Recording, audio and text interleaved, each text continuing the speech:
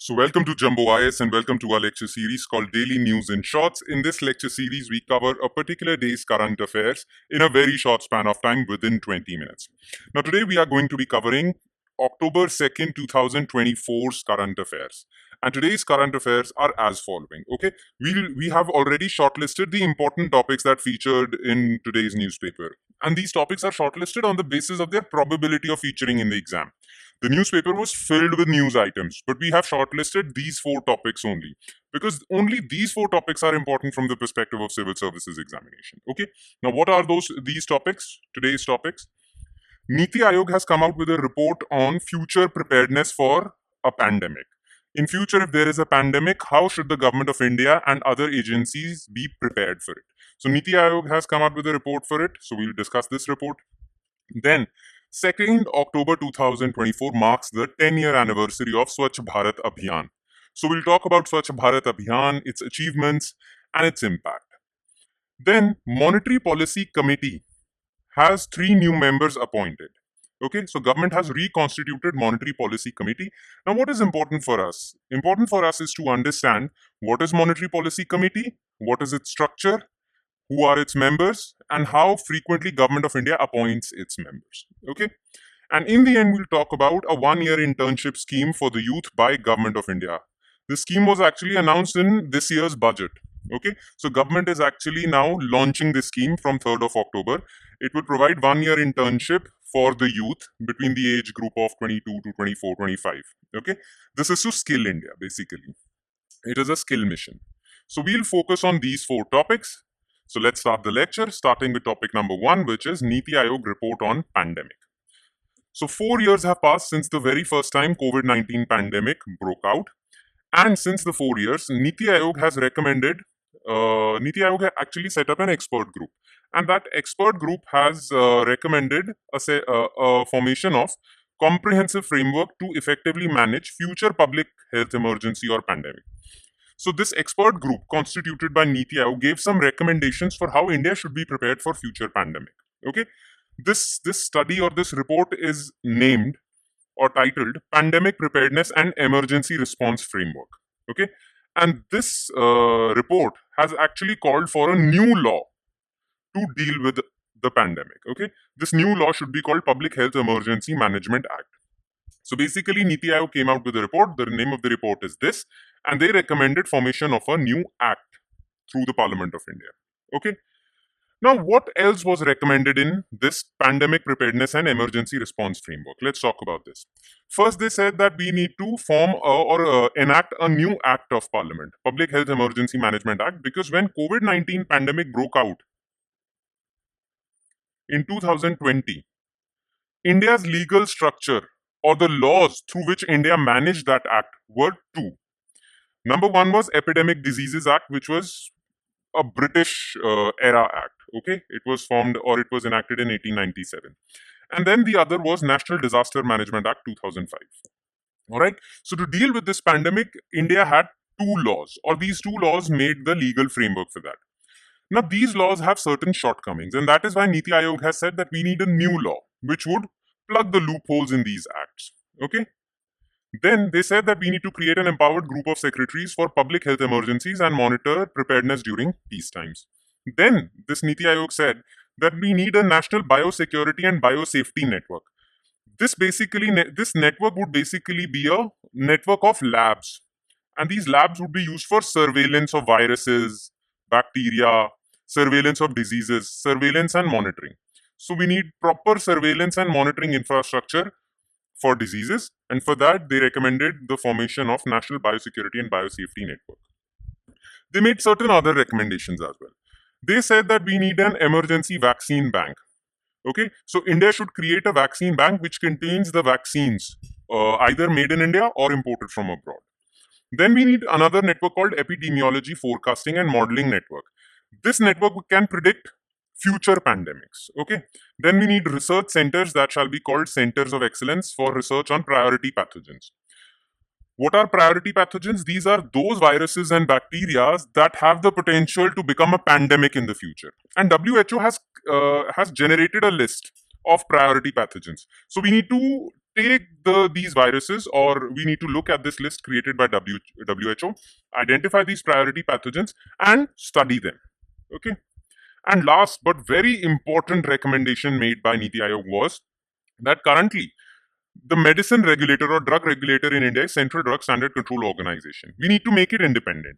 Currently, it is under Ministry of Health, but we need to make it independent so that it can create medicines and vaccines that have international standards, that have been whose clinical trials followed best international practices, so that these vaccines and drugs are acceptable in countries outside India also. But for that, you need to make CDSO an independent organization. All right. So these were the recommendations given by NiTi Aayog's expert group. All right. That's about it. That's all you need to know about this issue. Now let's straight away jump to issue number 2, which is 10 years of Swachh Bharat mission. Now, government had launched a special marketing campaign to make Swachh Bharat Abhiyan popular in India, and that is why I think every citizen of India knows about Swachh Bharat Abhiyan. So I don't need to tell you what Swachh Bharat Abhiyan was, but you need to know a few details about it. So first of all, it has completed 10 years. That means it was for the very first time launched on 2nd October 2024. Okay. While announcing Clean India campaign or Swachh Bharat Abhiyan, the Prime Minister said a clean India would be the best tribute India could pay to Mahatma Gandhi on his 150th birth anniversary in 2019. So the aim was to make India clean by 2019. Okay. Now, this Swachh Bharat Abhiyan was divided into 2 parts. Gramin, which means Swachh Bharat Abhiyan rural, and Shahri or urban. Okay, for urban areas. Now, Swachh Bharat Abhiyan Gramin was implemented by Ministry of Drinking Water and Sanitation. Remember this fact. And Swachh Bharat Abhiyan Urban was implemented by Ministry of Housing and Urban Affairs. So there were 2 separate ministries for 2 parts of Swachh Bharat Abhiyan. Okay. Now, what were the objectives or targets set in Swachh Bharat Abhiyan? Basically, the major target set by Prime Minister was to make India open defecation free on the 150th birth anniversary of Mahatma Gandhi. And to achieve this, government actually increased the assistance provided for construction of toilets. Look, before the BJP government in 2014, the earlier Congress government had launched Nirmal Bharat Abhiyan, under which toilets would be constructed and government would give you 10,000 per toilet. BJP government increased that grant to 12,000 per toilet so that there is more incentive to construct toilets. Okay. When this Abhiyan completed 5 years in 2021, the government launched Swachh Bharat Abhiyan 2.0. And the main aim of Swachh Bharat Abhiyan 2.0 was better waste management, garbage-free cities, the human waste, better treatment of human waste, grey water management, plastic management, all that stuff. Okay, that's it.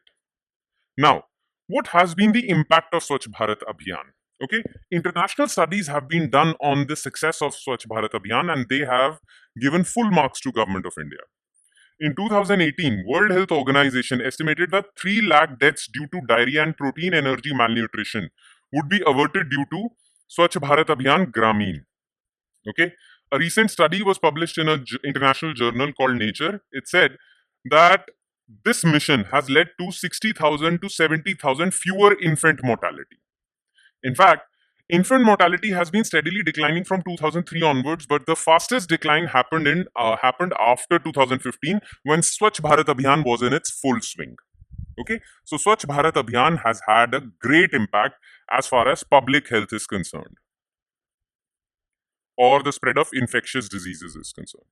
Okay, so there is a lot we need to thank the successful implementation of Swachh Bharat Abhiyan. All right, that's about it. Now let's move on to third issue. Government reconstitutes Monetary Policy Committee. Okay, listen carefully. Now look, in 2016, Government of India or Parliament of India amended RBI Act. Okay, and in that RBI Act amendment, they inserted a new section called Section 45ZB. This section led to the formation of Monetary Policy Committee. Now, what is Monetary Policy Committee? The main aim of Monetary Policy Committee is to keep inflation under control, okay, under the set target. Now, how can MPC control inflation? Well, MPC has full control over policy repo rate.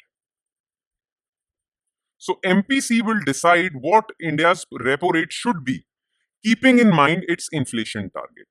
Now, the inflation target shall be given to MPC by Government of India, and currently Government of India has given the target of 2 to 6%. Okay, or it's called 4% plus minus 2%. Okay, this is the target set by Indian government, and it has been given to MPC. Now, MPC has to ensure that retail inflation stays between this level, and for that, MPC can tweak policy repo rate. Now, what is the structure of this monetary policy committee? Okay, basically, this monetary policy committee is a 6-member committee. Okay, it is a 6-member committee. 3 members are from RBI, and 3 members are appointed by Government of India. Now, 3 members of RBI are, well, RBI Governor, who shall be the chairman of this committee, then RBI Deputy Governor, and an officer of RBI. Okay. Now, these members shall be ex officio members of this committee. Okay. As long as they hold their posts in RBI, they shall be members of MPC. Now, these 3 Government of India appointed members will be appointed by Government of India for a term of 4 years. So, every 4 years, Government of India appoints these people. So, they were first appointed in 2016, then they were appointed in 2020-21. Now, their 4 years are complete, and Government of India is appointing them again. Okay, so this is the issue.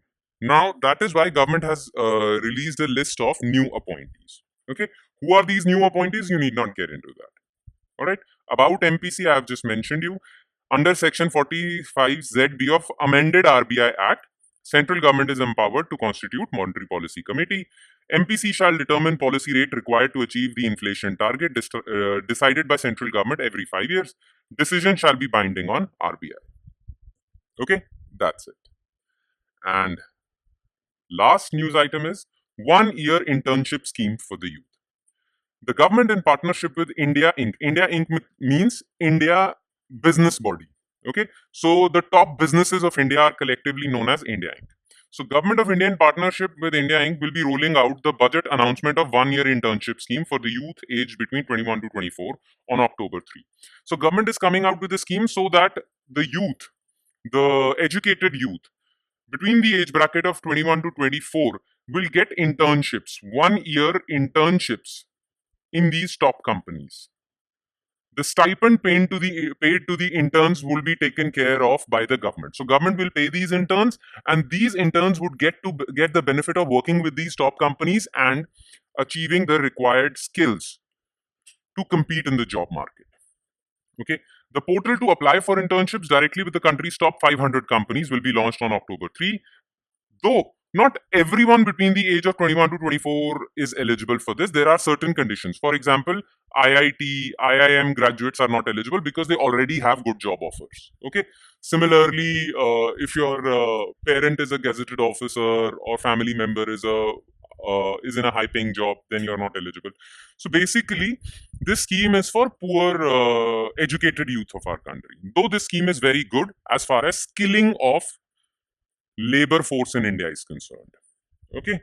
Now, this scheme was announced in the budget of 2023-24. Okay.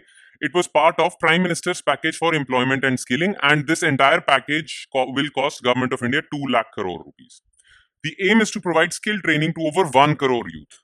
Okay. So, the main aim of this internship scheme is that 1 crore youth gets the benefit of this scheme, so that they are skilled adequately and are ready for the job market in this new world. Okay. The term of this scheme is for 5 years. The scheme shall be, remember this part, it shall be implemented by Ministry of Corporate Affairs. Alright. More about this scheme. Well, these people will get, these interns will get a minimum stipend of 5,000 rupees per month. Okay, 4,500 will be provided by Government of India through direct benefit transfer, and 500 shall be provided by the company in which they are interning. Okay, now the scheme will be implemented in 2 phases. In phase 1, 30 lakh youth will be skilled, and in phase 2, 70 lakh youth would get the internship. Okay, the government will provide a grant of 6,000 per annum for incidentals. Look, these students or these people interning would have some miscellaneous expenses or extra expenses also, expenditure also. So that would be covered by giving them 6,000 rupees per year. Alright. So it's a very good scheme as far as giving required skills to the youth of our country. All right. And with that, we conclude today's session. Thank you so much for watching, everyone. And I'm sure it has added value to your preparation, though it would add more value if you revise this lecture also. And you can revise this lecture by downloading a PDF file for this lecture. There, everything would be written in this PDF file, which was discussed in this lecture. Okay. Now you can download this PDF file from our Telegram channel. And where can you find our Telegram channel? Well, the link to our Telegram channel is provided in the comment section below. So go to that link, click on that link, you'll reach our Telegram channel. And from there, you have to follow it and download the PDF for not just this lecture, but all the other lectures featuring on our YouTube channel. On that note, I'll be signing off. Thank you so much, everyone.